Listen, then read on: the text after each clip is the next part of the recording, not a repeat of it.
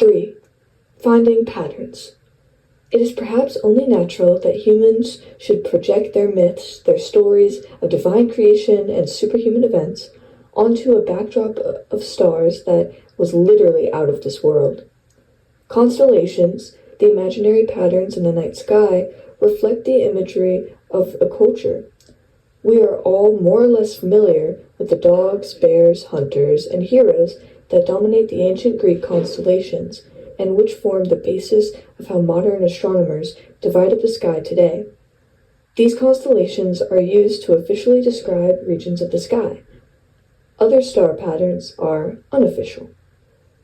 Same stars say several stories. Perhaps the best way to see the strong links between constellations and the cultures that create them is to look at one of the most famous constellations. What the Romans Latinized as Ursa Major was originally a large or great bear that appeared to the Greeks. This was the bigger of the two that filled the neighboring area of the sky. According to myth, they were a mother and son caught up in a jealous spat between Zeus and his wife. However, to later eyes, the 7 brightest stars in the Great Bear became the Plough, and later still in North America, the Big Dipper, resembling a giant ladle. In Hindu culture, the Big Dipper is known as the seven sages, named for some of the important figures in Vedic literature.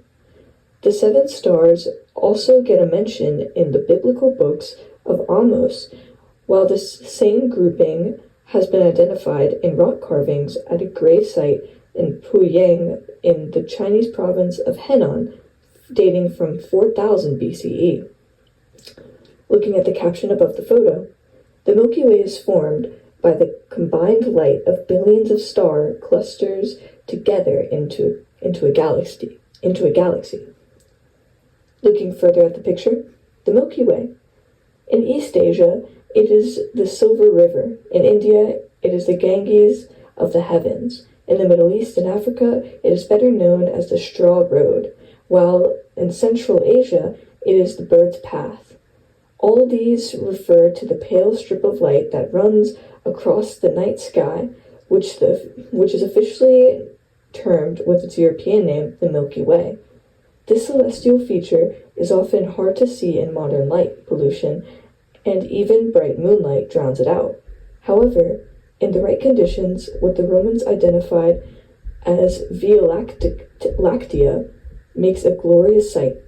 The Latin term came from the Greeks, galactikos, kylos, meaning milky circle. So, what are we looking at? It is the view of our galaxy, still named the Milky Way, from where our sun is located. The word galaxy is also derived from the Greek word for milk. Modern shapes. Strictly speaking, the Big Dipper is related to forms, is not a constellation, but an articism, an unofficial pattern of the stars. As well as being easy to recognize and always visible in northern skies, the articism is also well known because 2 stars farthest from the handle are the pointers, tracing a line that takes an amateur astronomer, a Boy Scout, or a beleaguered sailor straight to the North Star, which, as its name suggests, is always to the north. The Summer Triangle is another articism first described in the 1920s as a relatively empty area of the sky between the constellations of Aquila, the eagle, Lyra, the harp, and Cygnus, the swan, but popularized in the 1950s by British television astronomer Patrick Moore, who suggested it as something for his stargazing audience to look at in the summer months, when most other features in the northern sky are harder to spot. Looking at the picture of the bull, the drawing shown is the constellation Taurus, the bull, in the 15th century copy of the Book of the Fixed Stars by 10th century Arab astronomer Al-Sufi.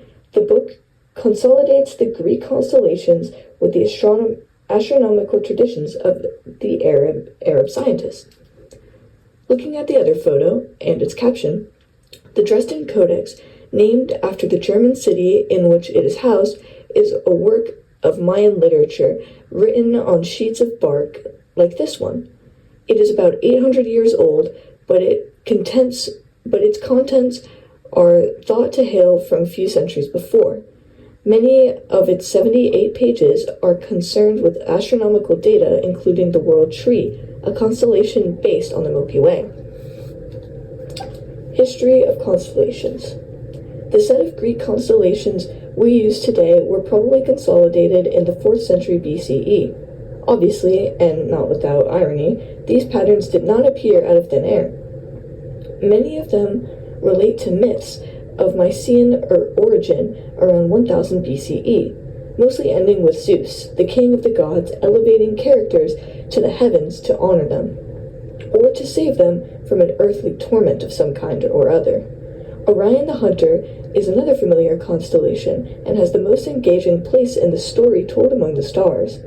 He can be seen with his hunting dogs, Canis Major and Canis Minor, eyeing a bull, Taurus, and a hare, Lepus, as possible quarry. One story relates that Orion refused to give a goddess his bow, and a thief sent to steal it ended up killing the hunter by accident. This is why Orion disappears completely below the horizon in spring. Another story has Orion hunting with the goddess Artemis, which to suggest the displeasure of Apollo, her brother, who kills Orion with a scorpion sting. As the constellation Orion sets in the west each night, Scorpio, the killer scorpion, rises in the east, locked in an eternal chase across the sky. The Greek constellations do not cover the whole sky, as much of the southern hemisphere is blank. It is not visible from the classical Greek world.